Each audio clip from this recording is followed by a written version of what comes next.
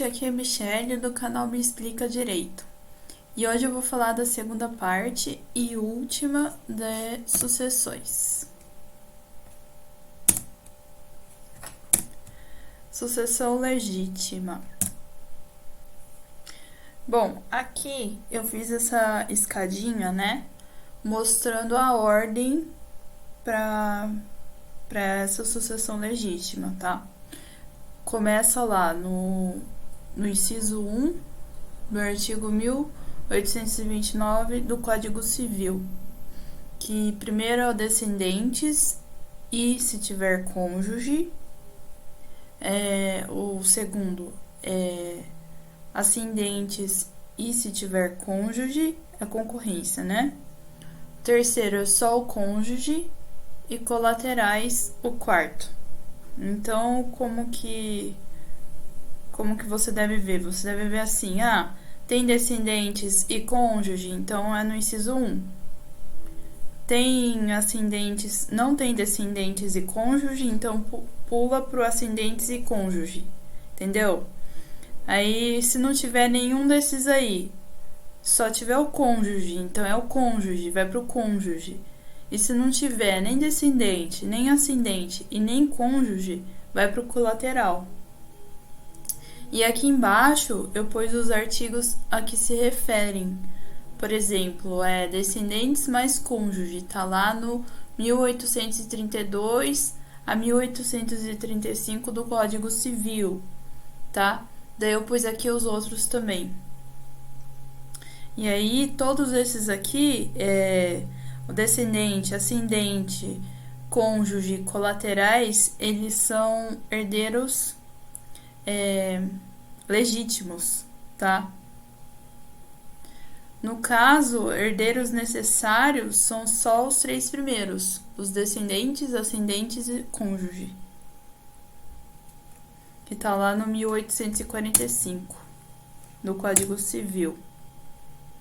Aqui eu vou falar um pouco mais sobre isso. Herdeiros legítimos versus herdeiros necessários. Olha lá, os legítimos estão no 1829 do Código Civil, que a gente acabou de ver, né? E o B, os necessários, está no 1845 do Código Civil, que eu acabei de falar, que são os 3, os descendentes, ascendentes e cônjuges. Cônjuge, no caso. Pertence aos herdeiros necessários, tá no 1846 do Código Civil. Metade dos bens da herança constituem a legítima. Caso não haja herdeiros necessários, será 100% disponível, tá? Então, como que acontece aqui? Metade da herança vai constituir a legítima, que vai para os herdeiros necessários, que são aqueles 3 que eu falei. E caso não haja esses herdeiros necessários, esses 3, será 100% disponível, tá? E, assim, essa parte disponível, ela pode ser deixada para quem quiser, para quem o que tem a herança quiser, certo? Ele tem que dispor isso em testamento. Ele só não pode testar para pessoas que estão lá no 1801 do Código Civil. Essa parte disponível não está disponível para essas pessoas, tá? Então, elas não recebem como herança. Aí eu vou ler aqui quais são essas pessoas que estão no 1801, tá?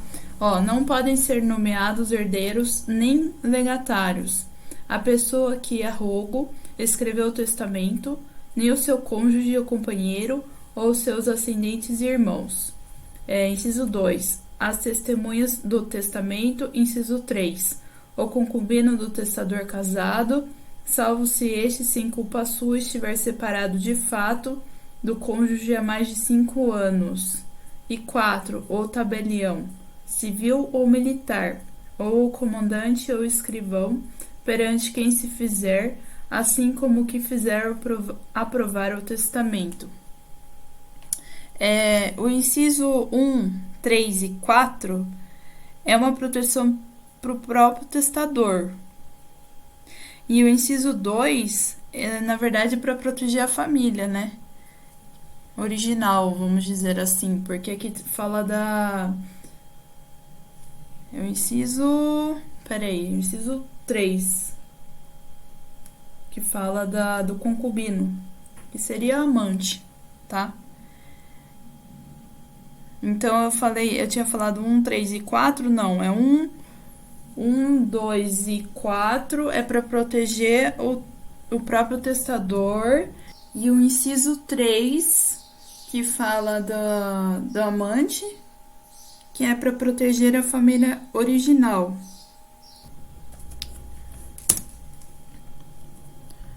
Olha lá. Observação: se não tiver sido feito testamento quanto à parte disponível, os colaterais herdam. O que eu falei, né? Eu falei assim: a parte disponível, essa parte tem que haver testamento para dispor para quem que será dado. Se não tiver esse testamento, vai direto para os colaterais. Afinal, os colaterais também são herdeiros, mas legítimos, né? Não necessários.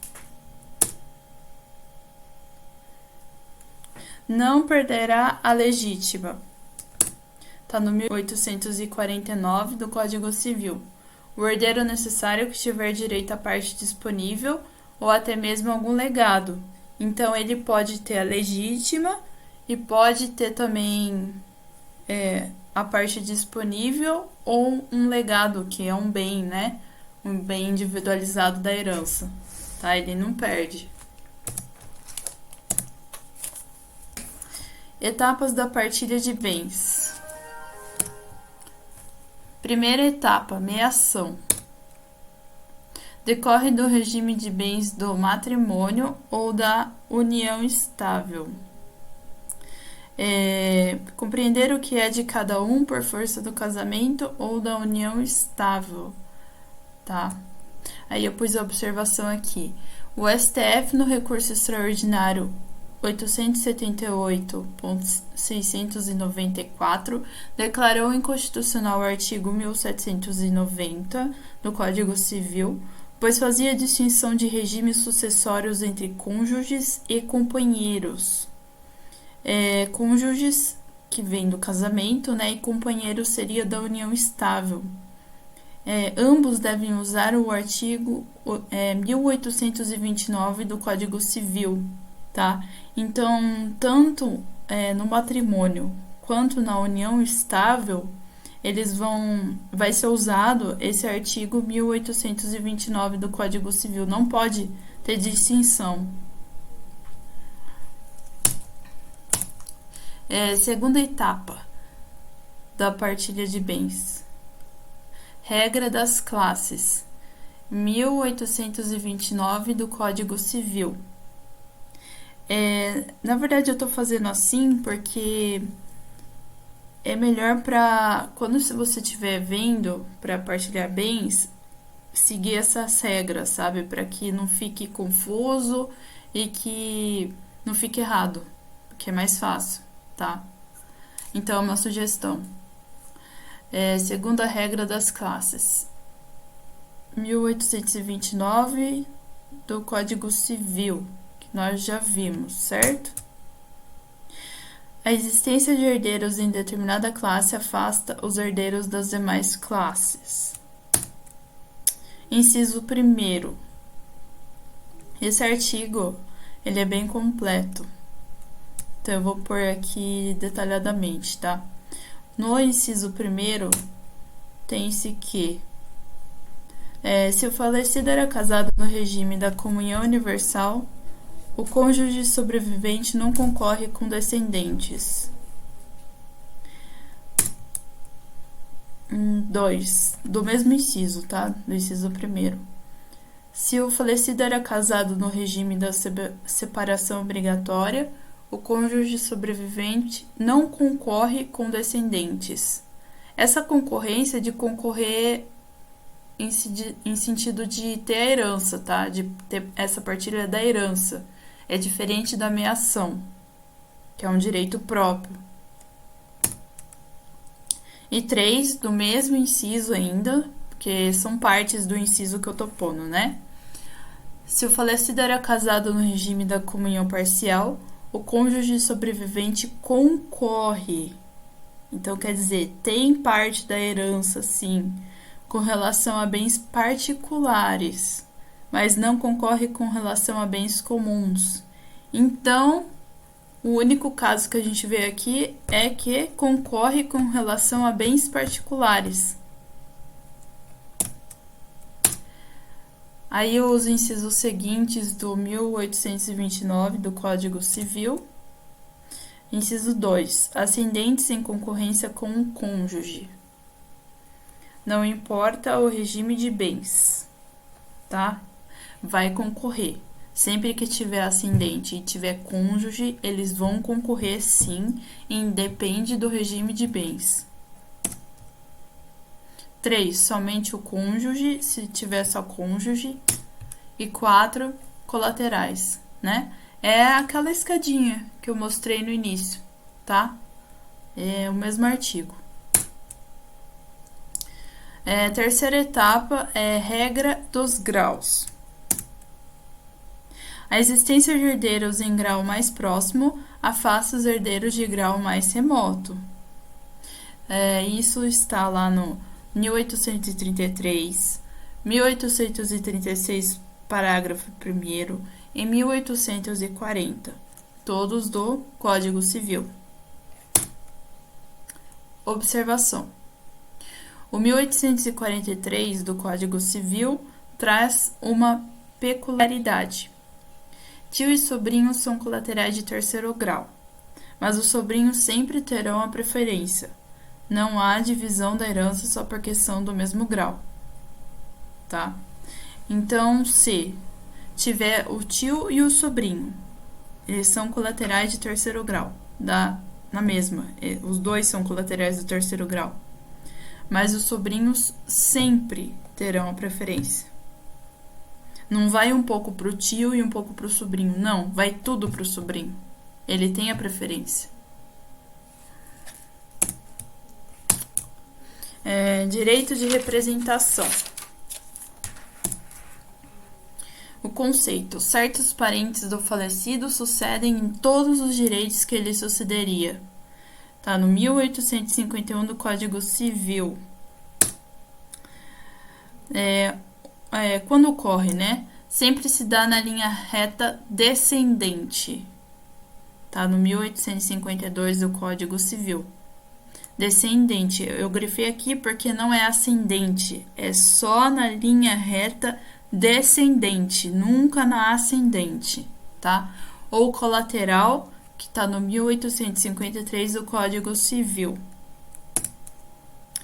No caso de renúncia de herança, não existe representação. Tá na primeira parte do 1811 do Código Civil.